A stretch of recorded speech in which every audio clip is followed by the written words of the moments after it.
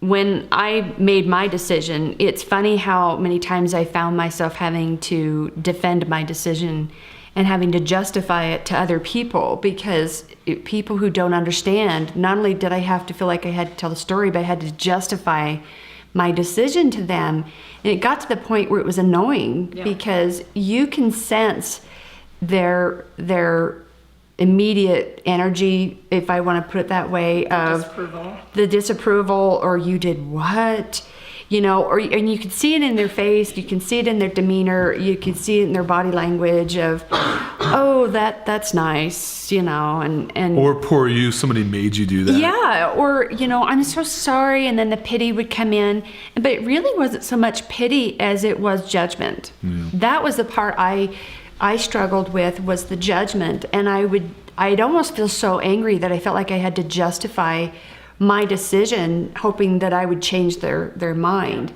And I felt like I was advocating whether I wanted to or not. And that was difficult, because it got to the point where I became very careful as to who I shared my story with. So if someone did ask me, how many children do you have? It wasn't until my son got older that I'd say 2.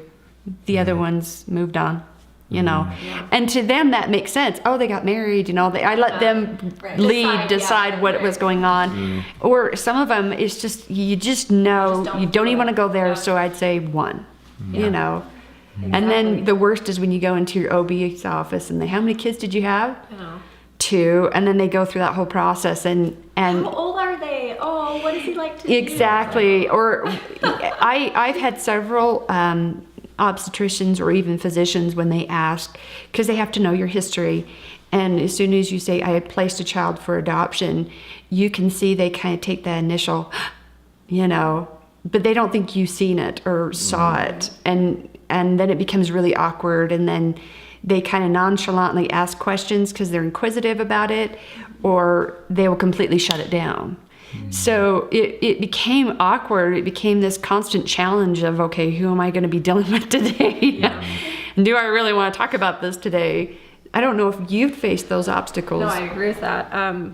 Actually, one of acquaintances became pregnant after I had placed, and it's like, I could never do that. I could never do that to my child.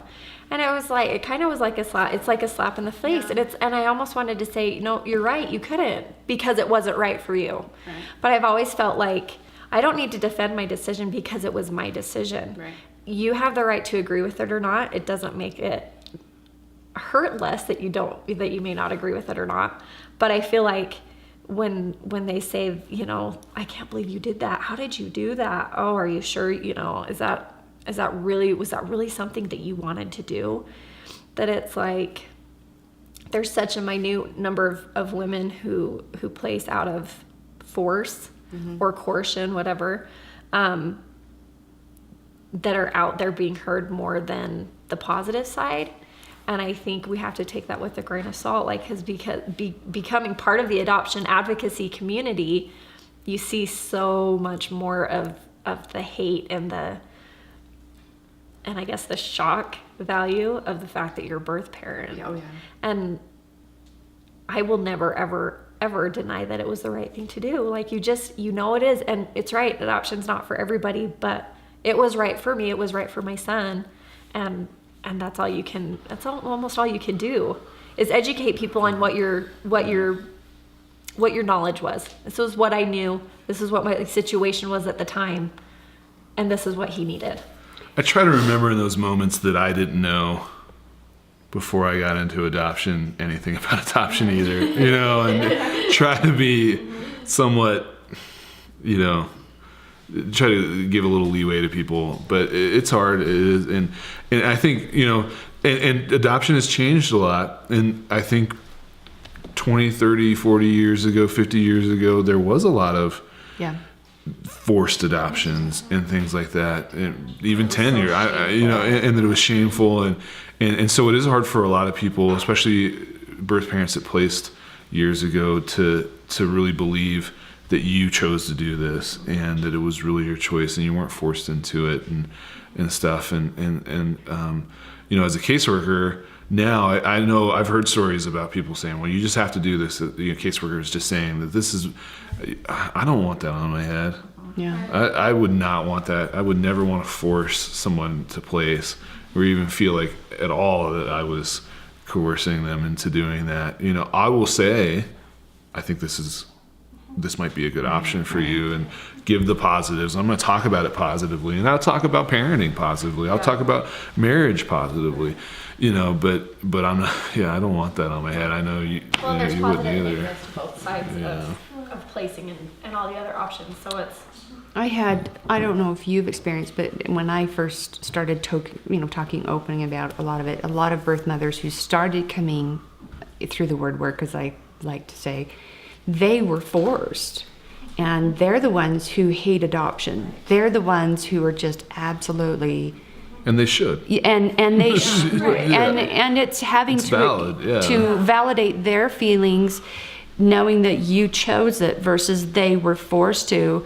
And to validate those for them, I think, is such a huge thing for them, that you could see the demeanor and the contention kind of calm down, and to say, you know, what can I do to help? And it's okay to talk about it. And by the way, here's a group of women I think you would be really enjoyable, you know, to help talk about these things, or to simply give the phone number. And I found that telling my story, you know, despite the negative or the positive, it brings a lot of peace to a lot of other people who've, you know, kind of experienced the old time adoptions and had kept it quiet, and it was forced upon them, and how it's come about, and how secretive it's just kind of all seeping out of the woodwork. And it feels good for me in the sense of going, okay, these guys are...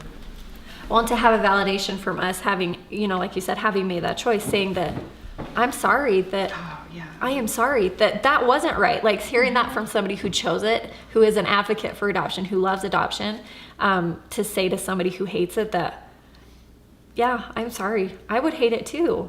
And I do. I hate that kind of adoption. I hate that side of it. That tears me apart.